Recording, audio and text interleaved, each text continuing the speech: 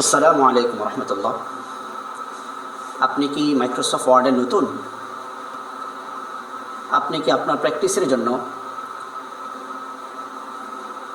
MS ওয়ার্ডে বারবার type করে প্যারাগ্রাফ তৈরি করতে গিয়ে বিরক্ত হচ্ছেন?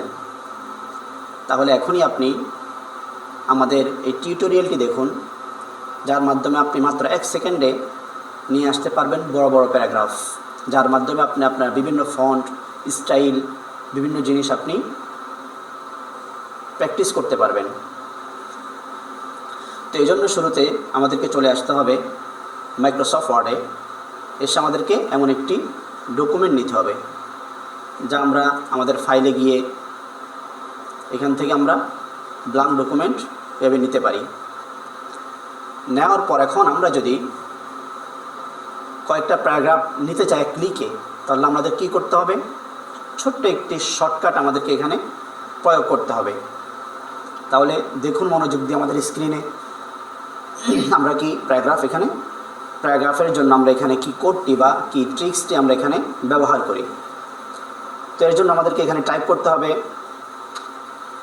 সমান সমান, ইংরেজিতে লিখতে হবে RAND, লিখে দিতে হবে আমাদেরকে ফার্স্ট ব্র্যাকেট, তারপর আমরা এখানে লিখব 5,5, তারপর আবার আমরা ফার্স্ট ব্র্যাকেটটি ক্লোজ করব।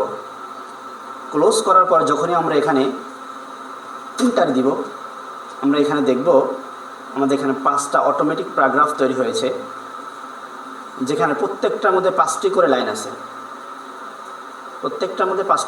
আছে।